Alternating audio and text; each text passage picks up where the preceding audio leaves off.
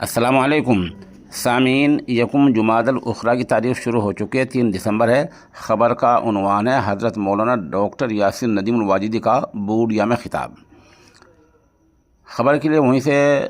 مولوی عبدالسبحان بوڑیوی کے ہم شکر گزار ہیں۔ وہ لکھ رہے ہیں کہ 21 نومبر 2024 کو معروف اسلامی اسکالر ڈاکٹر مفتی یاسر ندیم الواجدی کا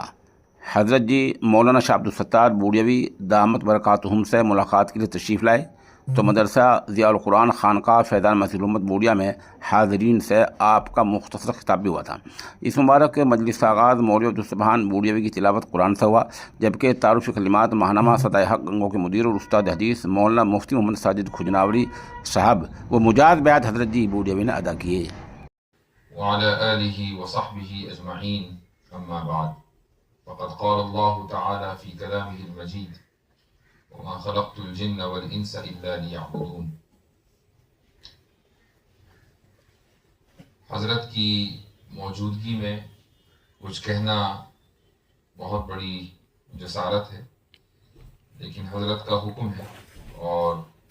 الامر فوق الادب، اس لیے جو باتیں بغیر کسی ترتیب کے ذہن میں آ رہی ہیں وہ آپ حضرات کے سامنے انشاءاللہ رکھنے کی کوشش کروں گا۔ اللہ سبحانہ و تعالیٰ کا ارشاد ہے کہ اس نے جن اور انسانوں کی تخلیق عبادت کی وعلی آلہ وصحبہ عبادت ہے، اما بعد، فقد قال اللہ تعالیٰ فی کلامہ المجید: کوئی شخص ایسا نہیں خلقت الجن والانس الا لیعبدون، بلا مقصد کرتا۔ مقصد ہماری فطرت میں شامل ہے۔ حضرت کی مثلاً ایک آدمی اگر کچھ کہنا پڑ جا رہا ہے بہت بڑی ایک شہر سے دوسرے شہر، اور آپ حضرت کا حکم کے سفر کا کیا ارادہ ہے، کیا فوق الادب، تو یہ جو آپ کا سوال ہے، جو باتیں اس بات کو بتا رہا ہے ترتیب کے آپ کی اور سامنے والے کی دونوں کی سمجھ اس طرح ہے کہ سفر بلا مقصد کی کوشش کروں گا۔ سامنے والا جواب دیتا ہے کہ میں سبحانہ و تعالیٰ کا ارشاد ہے کہ آپ یہ کہیں کہ نہیں، اس نے جن رشتہ داروں میں جا رہے ہوں کسی تجارتی مقصد عبادت کے لیے کی، یعنی مقصد تخلیق عبادت ہے۔ کسی بھی چیز کی وہ تعین کرے وہ اس دنیا میں،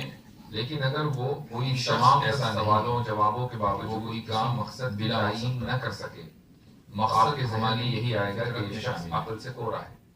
مثلاً ایک آدمی اگر بھی کر رہا ہے کہیں سفر، لیکن مقصد ہے اس کے پیش نظر ایک شہر سے دوسرے شہر، تو اور آپ جنون کی حالت میں اگر کوئی شخص سفر کا کیا ارادہ ہے اس کے بارے میں تو یہ توقع کی جا سکتی ہے جو آپ کا سوال سفر کرے اور بلا مقصد اس بات کو بتا رہا ہے، لیکن اگر کوئی شخص آپ کی عقل سامنے والے کی دونوں کی فطرت میں مقصد ہے کہ سفر بلا مقصد نہیں ہوتا، ہماری زندگی سامنے والا جواب دیتا ہے کہ میں اور اس سفر کا آغاز ہماری آپ یہ دنیا میں جب ہم آئے پیدائش سے ملنے جا رہے ہوں گے کسی تجارتی مقصد، اور یہ سفر چلتا رہے گا یہاں تک کہ ایک انسان کسی بھی چیز کی وہ موت آ جاتی ہے تو اس کی زندگی کا، لیکن اگر وہ ان تمام سوالوں جوابوں کے باوجود کسی روح کی تعین آگے چلتا رہے گا، تو آپ کے ذہن میں یہ سفر اتنا طویل ہے عقل سے کھو رہا ہے، صرف ایک اسی لیے سفر بھی کرنا ہے نہیں رہے، لیکن مقصد کہ اس دنیا سے منتقل ہو کر وہ دوسری دنیا میں بھی جاری رہتا ہے اور پھر جنون کی حالت میں اگر کوئی شخص ہے تو اس بارے میں سفر کا کوئی مقصد ہونا چاہیے کہ وہ سفر کرے اور بلا مقصد کرے۔ اب یہ لیکن اگر کوئی شخص نہیں ہے عقل رکھتا ہے اتنے طویل سفر کا ایک انسان جبکہ اگلی منزل اس کو معلوم نہ ہو کہ کہاں زندگی بھی ایک سفر، کہ وہ اس مقصد کا اس سفر کا آغاز ہماری اگر اس مقصد کا خود ہی انتخاب کرے گا پیدائش ہے کہ غلطی کر بیٹھے، مثلا بہت سے لوگوں یہ سفر زندگی چلتا رہے گا اور کمانا تک کہ ایک انسان کی، تو اگر موت آ جائے کھانے کمانے کو زندگی کا سفر قرار دے دیا جائے تھوڑی دیر کا سفر ختم ہو جاتا ہے، جب انسان مر جاتا ہے روح سفر پر ابھی بھی اس کا جاری ہے۔ یہ کھانا کمانا سفر اتنا طویل ہے قبر میں کام آنے والا نہیں، ایک کسی کی زندگی کا مقصد اگر مال ہے بلکہ اس دنیا سے منتقل ہو موت آتی ہے دنیا میں بھی جاری دیا جاتا ہے، تیسری دنیا میں جاری رہتا ہے، اس کی کفن میں ایک طویل سفر کا بھی کوئی نہ کوئی مقصد ہونا چاہیے، پتا ہے کہ اپنے ساتھ ایک بھی سکہ یہ لے کر جانے والا نہیں، ممکن نہیں ہے سفر مال کا اگر مقصد ہے کا ایک انسان کہ اگلی منزل آگے یہ مقصد یہ کہ کہاں ہے کیسے کام آنے والی نہیں، کہ وہ اس مقصد کا مقصد وہ ہو کہ جو اگر اس مقصد کا خود ہی انتخاب کرے گا تو ہو سکتا ہے کہ غلط آگے مثلا بہت سے کیا چیز کا یہ ہم جانتے نہیں، کھانا اور کمانا یہ جاننے والی ذات اللہ سبحانہ و تعالیٰ کی کھانے کمانے کر دیا کہ تمہاری زندگی دے دیا جائے تھوڑی دیر کے لیے، جب عبادت مر دنیا میں بھی کام آتا ہو تو ابھی بھی اس کا جاری اور آخرت میں بھی کھانا کمانا قبر کی زندگی کی قبر میں کام آنے والا نہیں. اللہ سبحانہ و تعالیٰ کی زندگی کا مقصد اگر ایمان یتق اللہ ہے، جو انسان پر کی موت آتی ہے اور اس کو کفن دیا جاتا ہے، اس کو دفنایا جاتا ہے، اگر اللہ سبحانہ و تعالیٰ سے ڈرتا ہے تو اللہ تعالیٰ اگر وہ شخص کسی پریشانی میں مبتلا ہے، اس کے لیے مقصد والا آسانی کا راستہ سفر مال کا اگر مقصد ہے کہ مقصد صرف دنیاوی عبادت کی بدولت ہے، آگے وَيَرْزُقْهُ مِنْ حَيْثُ لَا يَحْتَسِبُ کام آنے والی اور اس کو وہاں سے رزق دیتا ہے، اس لیے مقصد جہاں سے اس کو وہ اندازہ بھی آگے بھی کام آئے. تو یہ اس دنیا میں اور آگے تقوی کی برکات ہیں. کیا چیز کام آئی کہ ہم جانتے نہیں. جب یہ جاننے والی ذات بٹھایا جاتا ہے تو اس نے یہ طے کر دیا کہ ہماری زندگی میں نبی کی عبادت کے مال کام آنے والا عبادت اس دنیا میں بھی کہاں پر بھی عبادت ہی کام اور آخرت میں بھی کام آتی ہے. قبر کی زندگی ایک روایت میں آتا ہے اللہ سبحانہ و تعالیٰ کا ارشاد پوری زندگی کہ وہ میں اچھے کام ہے تلاوت کر کے گیا، نمازیں پڑھ کے گیا، روزے رکھ کر گیا. ایک آدمی اگر جب سبحانہ و تعالیٰ سے ڈرتا ہے تو ایک شخص کو اللہ تعالیٰ اگر وہ شخص کسی پریشانی میں مبتلا ہے، اس کے ذہن میں چیز آسانی کا راستہ یہ شخص یہاں کیا کر رہا ہے، یہ تقوی کی شخص جب قریب آتا ہے اور عبادت کی بدولت ہے تو وہ کہتا ہے وَيَرْزُقْهُ مِنْ حَيْثُ لَا يَحْتَسِبُ، اور اس کو وہاں سے تنہائی کی جگہ میں جہاں سے تمہارا بھی اندازہ بھی نہ ہو. میں تمہیں انسیت تو یہ اس دنیا میں عبادت اور تقوی کی برکات ہیں. میں تمہارا عمل صالح ہوں کہ جب اللہ تعالیٰ انسان کو قبر سے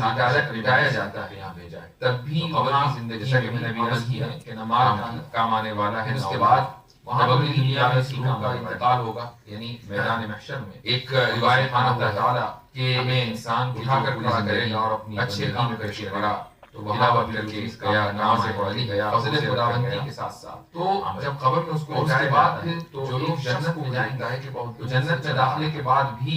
عمل یہی کام آنے والا ہے. مانا کر کہ یہ شخص یہاں کیا دنیا میں مثلا تلاوت قریب رہا ہے اور تعارف منہمک رہا، وہ یہ کہتا ہے، یہ کہا جاتا رہے گا کہ اقرا وارتقی ورتل، اس تنہائی کی جگہ